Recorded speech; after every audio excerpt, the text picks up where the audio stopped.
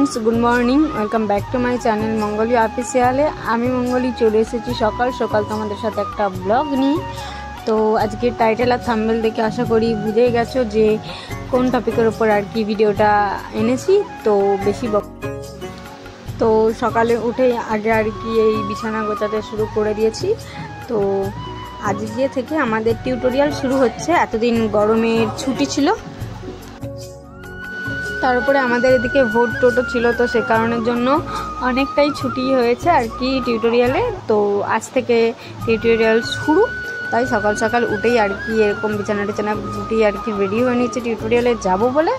আর এদিকে আমাদের বাড়িতে এসেছিলো আমার দিদির ছেলে মেয়ে, ওরাই আর কি আমার দিদির ছেলেই আর কি ক্যামেরার সামনে এসে উঁকি মারছে।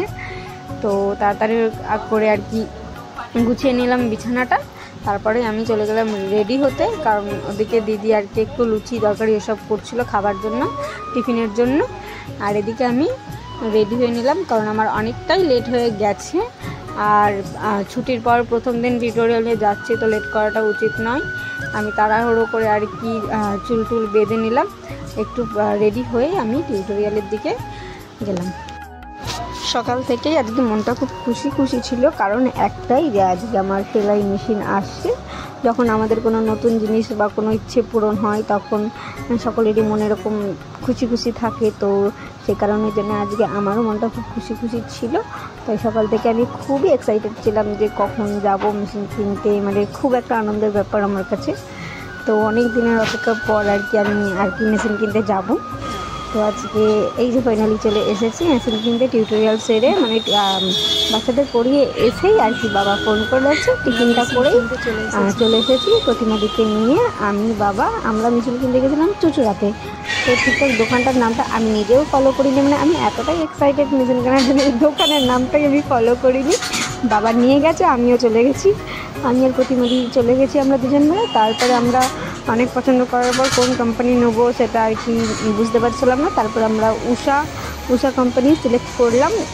তারপর বাবা এলো আবারও। তারপর এই যে ফিটিং করার জন্য একটা মানে দোকানদার এনাকে ডাকলেন, আমরা আর কি জানি না। তো উনি এসে আর কি ফিটিংস করতে বসলেন, কিন্তু অনেকটা পরিমাণে সময় লেগেছে। আমরা এখান থেকে গেছি প্রায় সকাল 11:30টার সময় আমরা গেছি, কিন্তু আমাদের বাড়ি ফিরতে অনেক লেট হয়ে গেছে, 4টে বেজে গেছে। কারণ উনি আসতেই অনেক লেট করেছে। প্রথমত উনি আসতে 1 ঘন্টা সময় লাগিয়েছেন, আমরা 1 ঘন্টা ধরে বসেছিলাম দোকানে।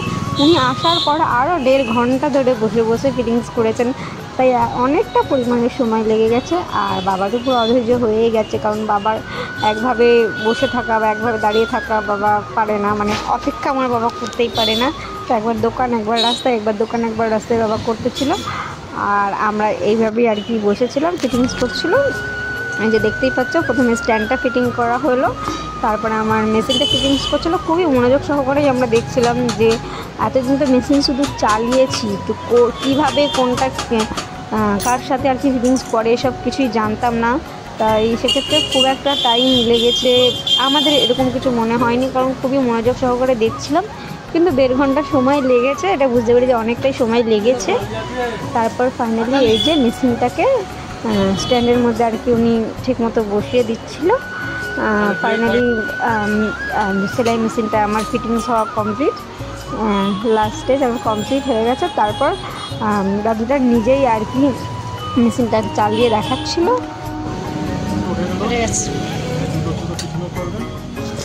এই জন্য ডাবল মেশিনের সুতো কীভাবে ভরে, অবশ্য আমি মানে প্রতিমাদির কাছে আর কি ডাবল মেশিনের সুতো ভরাটা শিখেছিলাম, কারণ ওর মেশিনে আমি অনেকবার চালিয়েছি। আর ম্যামের কাছে যখন আমরা সেলাই করতে যাই তখন ওনার কাছে তো সিঙ্গেল মেশিন, তো একটু আর কি নিয়মটা আলাদা সিঙ্গেল মেশিন আর ডাবল মেশিনের। তো সেটাই আমি দেখে নিলাম, তারপর আমি নিজে একবার ট্রাই করে নিলাম, যাতে আমার পরে কোনো রকম অসুবিধা না হয় সেলাই করতে। তাই আমি সুতো ভরাটাও মনোযোগ সহকারে দেখে নিলাম, ববিন কেসে ববিন সুতো ভরাটাও সবটাই মনোযোগ সহকারে দেখে আমি একটু সেলাই করে নিলাম, যাতে আমার বুঝতে সুবিধা হয়।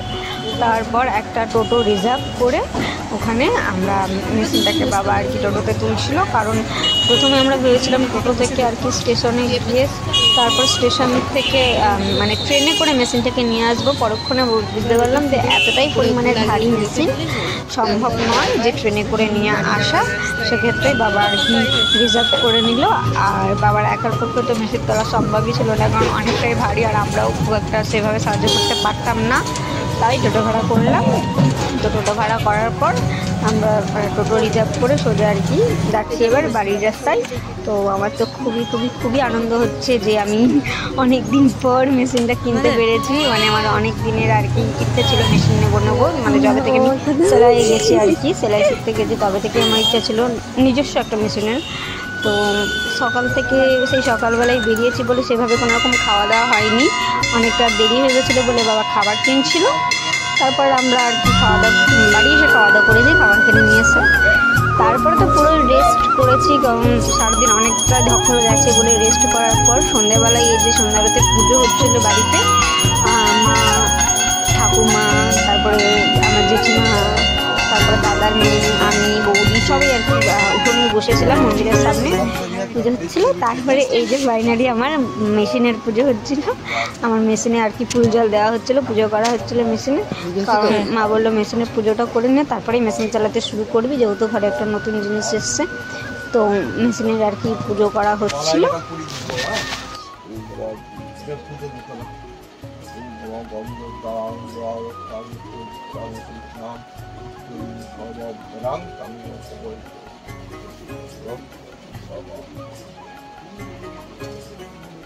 কত পড়লো? 7,000? 9,200। হ্যাঁ 9,200। তো ফাইনালি আমার মেশিনের পুজো হয়ে গেছে। তো পুরোটাই তোমাদের সাথে শেয়ার করলাম, কেমন লাগলো সবাই অবশ্যই ভিডিওটা জানিও। আর আজকের ব্লগটা ভালো লাগলে সবাই লাইক কমেন্ট শেয়ার করতে ভুলো না, আর যারা আমার চ্যানেলে নতুন তারা অবশ্যই চ্যানেলটাকে সাবস্ক্রাইব করতে ভুলো না। তো চলো দেখা হচ্ছে নেক্সট কোনো ভিডিওতে। তো চলো টাটা।